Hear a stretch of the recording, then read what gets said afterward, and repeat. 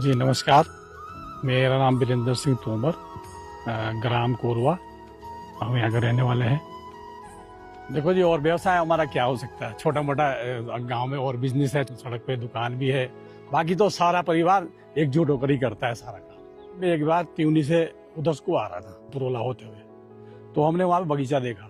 बाहर से देखा कि यहाँ पे पौधे छोटे हैं और हमारे यहाँ तो बड़े बड़े पौधे होते हैं। हमें जो देखा था, हमें एकदम से प्रभावित हो गए, क्योंकि हमने फसल ऐसी देखी कि हमने ऐसा कभी देखा ही नहीं था।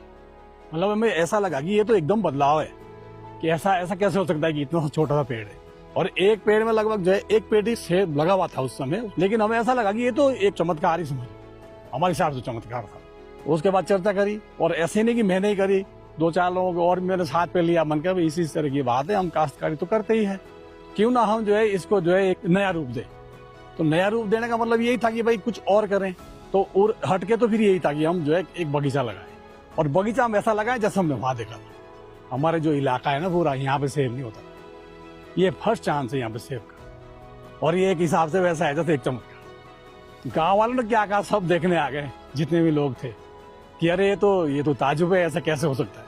जब हमने कहा भाई इतना छोटा पेड़ है, तार में बंधा हुआ है, उसके लिए स्टेक लगी है, ऐसे बंधा, ऐसे कैसे हो सकता है, ऐसे पेड़ कैसे हो सकता है कि बंधा हुआ है, पेड़ तो बड़े बड़े होते हैं सेब के। तब लोग ताजुब रह गए। फिर जो है मेरे पीछे मुझे लग रहा है लगभग जो है 10 यूनिट में और लगा चुका अपने पीछे।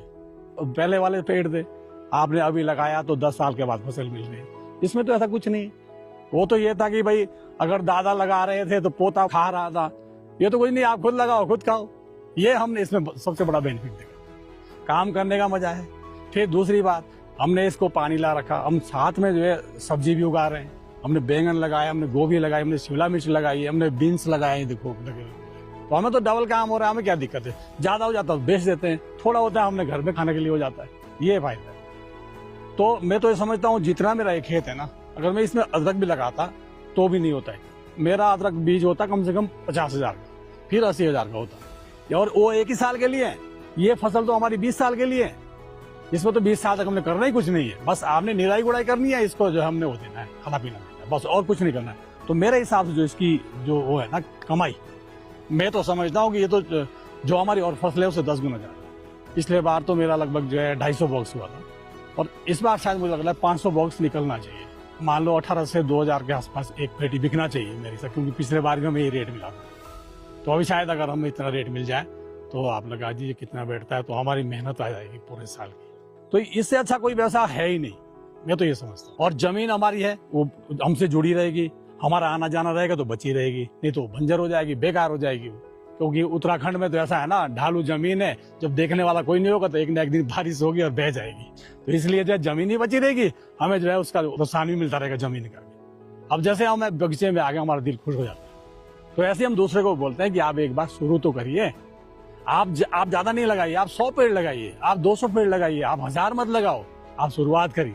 और जो उन्नति एप्पल जो स्कीम है, इसके साथ सभी जुड़े, सब इसका बेनिफिट लें, और सभी लोग जुड़े, तभी कुछ हो पाएगा। देखो हमें तो सब कुछ मिल रहा है, उसके बाद जब हम नहीं करेंगे कुछ तो हमारी कमी है ना, ये चीज है। धन्यवाद देते हैं हम इंडोडस कंपनी का और कोका कोला का, जिन्होंने हमको ये रास्ता दिखाया, हमको सहयोग किया है। हर इंसान को आज के तारीख में, हर काश्तकार को उन्नति एप्पल का सपोर्ट मिलना चाहिए, तभी हमारा उत्तराखंड, हमारा देश विकास करेगा।